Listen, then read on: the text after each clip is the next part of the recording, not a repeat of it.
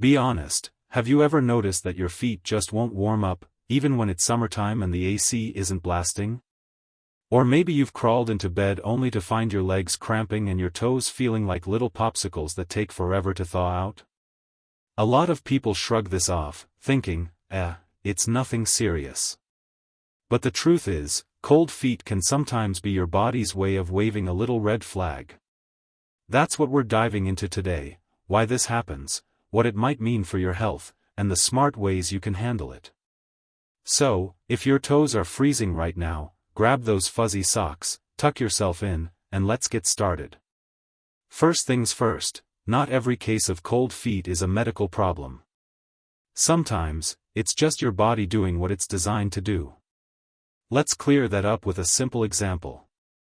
Picture a kid running barefoot across cold tile. Their tiny feet feel like ice cubes, and immediately a worried mom or grandma rushes in with, "That's it. You're going to catch a cold." But here's the deal: the body has this smart protective mechanism. When you stand on something chilly, your system doesn't waste energy trying to heat up the floor. Instead, it narrows the blood flow to that area, which makes your feet feel colder while keeping your body's core nice and warm. So, if your child or grandchild is hopping around barefoot on a cool surface, don't panic. That alone won't make them sick. Here's a quick trick: touch their nose. If the nose is warm, it means their body is doing just fine, no hidden danger, no illness. The same goes for us adults. Walk barefoot on a cold patio, and your feet will instantly cool down. As long as the nose stays warm, you can relax. It's just physiology, not pathology. Another everyday reason for frosty feet? Shoes that squeeze too tightly. Think snug boots, tight socks, or stiff shoes. When footwear compresses the foot, circulation slows down a bit, and your toes pay the price. But don't worry. It's temporary. The moment you slip off those shoes, the blood flow comes back, and warmth returns. Ancient Egyptians already knew about this. Back then, they wore wooden shoes that pinched the feet, and people often complained of cold toes. In old Chinese traditions, cold feet were even linked to energy flow, something they called qi. But the important thing doctors, both ancient and modern, agree on is this: there's a big difference between these normal, harmless situations and true medical conditions that can cause cold feet. And that's where we're headed next. Now, let's talk about what's really going on when cold feet aren't just about bare tiles or tight shoes.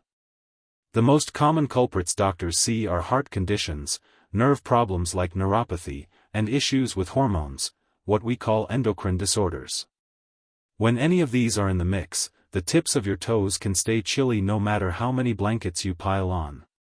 But here's the twist: plenty of people have ice-cold feet day and night even though none of those diseases show up on their chart. That's why we can't just point to one diagnosis and say, "Aha, that's it."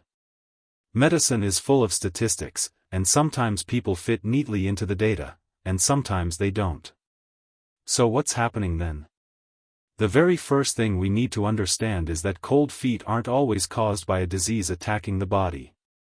Very often, it's your nervous system flipping on its fight-or-flight switch.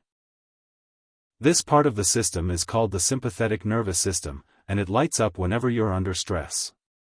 Think about it: the minute you hear bad news, whether it's a job in jeopardy, a surprise bill, or the heartbreak of a breakup, your body instantly reacts. Stress hormones like adrenaline, noradrenaline, and cortisol flood your system. Not because you're broken, but because your body is designed to keep you alert and ready to handle threats. And one of the fastest ways it does that is by tightening tiny blood vessels, called capillaries. That tightening, or spasm, means less warmth flows out to your hands and feet. In the short term, this isn't dangerous. If you're stressed for a couple of days, you might notice your feet are colder than usual and then things go back to normal.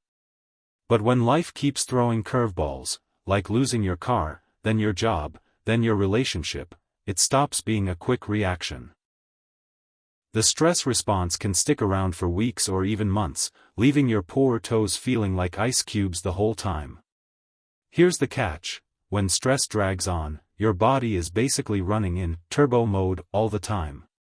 That constant capillary spasm doesn't just cool down your feet, it also messes with your body's natural repair work, especially at night when cells are supposed to restore and renew themselves. Instead, the system goes into survival mode. And here's where cholesterol enters the picture. When those tiny capillaries stay stressed and leaky, the liver steps in with a protective patch job. It sends out cholesterol in two forms: the so-called bad cholesterol, low-density lipoproteins, that lay down a kind of net, and then the good cholesterol, high-density lipoproteins, that reinforce the structure. Picture it like building a frame out of steel bars and then pouring concrete over it. That, in simple terms, is how atherosclerosis, narrowing of the arteries, starts to form. Here's the thing: atherosclerosis doesn't just appear out of nowhere because cholesterol suddenly shot up. It often builds after the body has been stuck in long-term stress. That constant state of tension quietly reshapes how vessels work, and over time, cholesterol simply becomes part of the patchwork repair job. If that goes on long enough, the vessels start to narrow, which doctors call occlusion. And that's when you hear the scary diagnosis: arteries in the legs are clogged, circulation is blocked, and, of course, the feet are freezing. Most people are quick to blame cholesterol. But honestly, it's not just about cholesterol. It's about the lifestyle and the stress that dragged on for too long. The body had been trying to help, trying to adapt, but it can only keep that up for so long.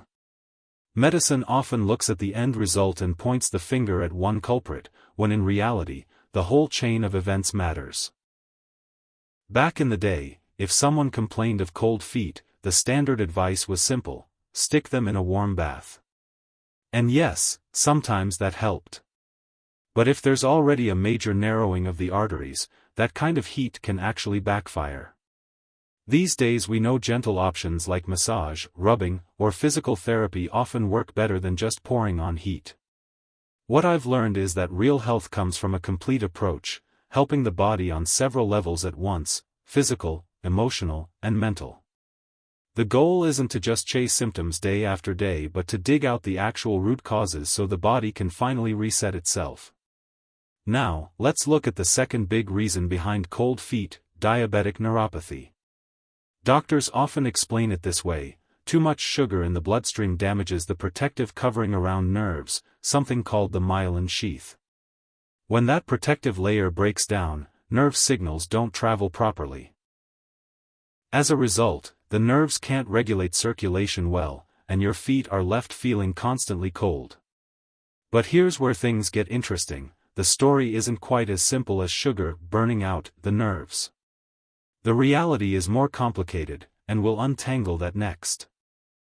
Here's something fascinating: glucose is actually the only fuel that can cross the brain's protective shield, called the blood-brain barrier. Think of it as the ultimate security gate. Bacteria, fungi, proteins, none of them are allowed in. But glucose has a VIP pass. That's because the brain has a built-in sensor that constantly monitors sugar levels and signals this barrier to let glucose in when needed. If levels dip, the body releases more glucose. If they climb too high, insulin steps in to bring things back down. Now, many of us were taught that high sugar in diabetes directly damages nerves and causes neuropathy. But there's another perspective: the real harm to the nerve's protective covering, the myelin sheath, may come not from sugar itself but from certain medications used to control it. These synthetic drugs can sometimes strip away that insulation, leaving nerves less able to carry signals. And when nerves can't properly manage blood flow to the hands and feet, those extremities turn cold. So sugar often gets painted as the villain in this story. But maybe it's not the sugar wearing the bad guy hat at all. It could be the treatments that only mask symptoms instead of solving the underlying problem. The result? Cold, uncomfortable fingers and toes. There's another piece to this puzzle too: metabolism. When the body's overall energy burn slows down, circulation tends to crawl as well. That's why the most distant parts of the body, the fingertips, toes, palms, and soles, end up feeling chilly. One major player here is the thyroid gland. It produces hormones like thyroxine, which act almost like the accelerator pedal for your metabolism. Here's how it works in everyday life. When you're rushing around, getting the kids ready for school, juggling work, cooking, keeping up with a million tasks, your body kicks into high gear. The thyroid automatically cranks up hormone production to keep pace. But once life slows down, the gland eases off, sometimes too much. Instead of settling back at a healthy balance, hormone levels can dip below normal. This drop is what doctors call hypothyroidism, and cold hands and feet are classic signs of it. Ever notice your toes get even colder the moment you start worrying about them? Do your feet seem to defy warm socks when your mind won't stop racing? Have you called yourself sick and felt your whole body tense up? Does labeling a symptom make everything feel worse, not better? And have you tried heat after heat only to find the chill keeps sneaking back? This is exactly the kind of moment when the chill shows up. Once you understand what's happening but don't jump to, "I'm broken," your system tends to settle down. But the second you stamp it as a defect or a danger, your body flips on the fight or flight switch again. Stress signals surge, the go mode, hormones rise, and do your legs warm up? Nope. They usually get even colder. It's not that your body forgot how to work, it's that the data got misread. When you tell your inner autopilot, "We're in trouble," it follows orders without debate. Your job is to be the wise commander and send the right message. If you don't, the soldier, you, ends up stuck in a tense, exhausting loop. Sure, you can lean on quick comforts. A gentle rub, a warm bath, a heating pad, fluffy socks, even an electric blanket can feel amazing in the moment. But those are band-aids, not blueprints. They soothe, they don't solve. The deeper driver, the one that kickstarts everything from nerve sensitivity to vessel narrowing, is you living in a long stretch of on edge. First comes ongoing stress, which keeps the sympathetic nervous system revved. Then comes the scary story you tell yourself about what those sensations mean. That combo triggers more adrenaline, more cortisol, tighter tiny vessels, and, hello again, cold toes. It's a loop. To step out of it, start with better information. Body changes are signals, not automatic doom. A diagnosis is a description of patterns, not your life sentence. When you lower the drama, you lower the alarm. And when the alarm quiets, those tiny vessels unclench a bit. Many people notice a touch more warmth the same evening, tucked under a cozy blanket, simply because the system finally got a "you're safe" message. Next, ask the detective question: when did the chill start, and what came right before it? What tough news did you hear? What did you see that rattled you? What did you go through, small or big, that might have tugged the stress cord? Medicine at its best is a hunt for cause and effect, not just turning off alarms. If you only chase symptoms, you end up like Don Quixote fighting windmills, busy, but going nowhere. Keep asking until the answer shows up. Sometimes it takes a few tries, or a few dozen. Usually, you already know. Once you spot it, address it. Maybe the moment has passed and no longer carries weight. Great, let it go. Maybe it's your confidence taking hits day after day. Okay, that's a project worth doing. Build it up. Practice skills. Learn something new. Give your nervous system fresh evidence that you're capable and safe. Here's the simple body science behind all this, in plain English. When you feel threatened, your brain signals a "save the core" response. The sympathetic system narrows tiny vessels that carry warmth out to fingers and toes so your center stays steady. The American Heart Association describes this as a normal fight-or-flight reaction, useful short-term, unhelpful when it drags on. The American Thyroid Association reminds us that when your internal engine runs too low, like with low thyroid hormones, your whole metabolism idles, and the far edges of you can feel chilly. And the American Diabetes Association notes that steady glucose management supports nerve health, which helps those nerves guide circulation properly. None of that means panic. It means clarity. A couple of myths are worth busting while we're here. Myth 1: heat alone fixes cold feet. Heat comforts, but it doesn't teach your system to relax on its own. Calm signals do. Myth 2: once you have a label, you're stuck. Labels are maps, not cages. Your day-to-day choices still move the needle. So how do you stack the deck in your favor, starting today? Send safety signals. Slow, longer exhales. Try a 4-second inhale, 6-second exhale for a few minutes. Tell your system it can stand down.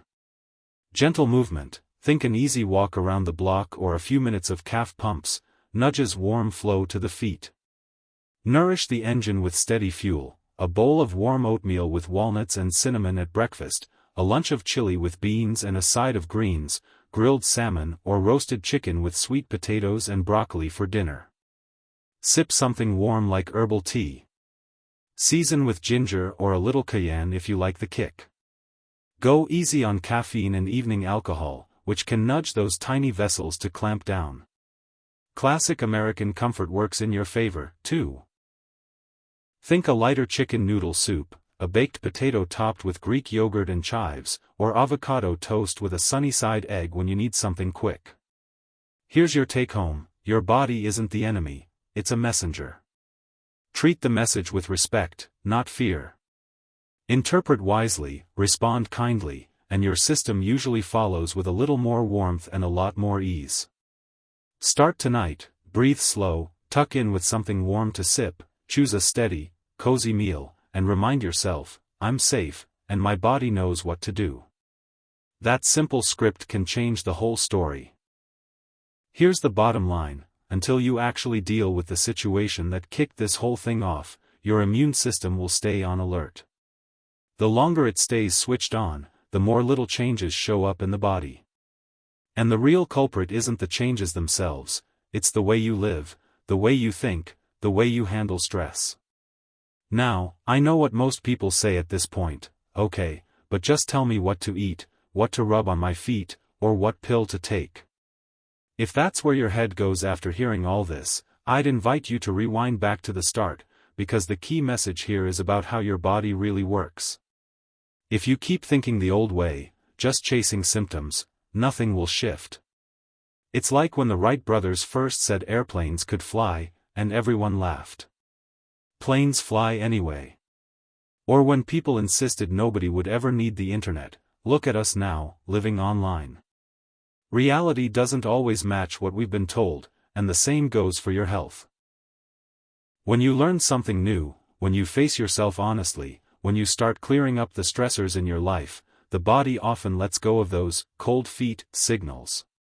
Still, people often ask, okay, but how can I tell if this is really serious or just stress doing its thing? There's a simple at-home check. Press a fingertip against the skin on your foot. If the spot stays pale for more than 3 or 4 seconds before the color comes back, that's a sign circulation might really be reduced, and that's worth bringing to a doctor's attention. If the color snaps back quickly, the issue is likely stress-related, and your best medicine is sorting out the problems in your life. Because no one else can do that work for you. Here's the hard truth: a lot of the healthcare system is designed to treat symptoms, not causes. And if you always run back to have the symptoms fixed, you'll stay stuck in the same loop. The choice is yours. Do you want to keep chasing pills, complaining about your health, and fighting cold feet every winter? Or do you want to step into a healthier, calmer life where your body feels lighter and, yes, your toes stay warm? You get one life. Live it in a way that keeps your spirit strong and your feet cozy.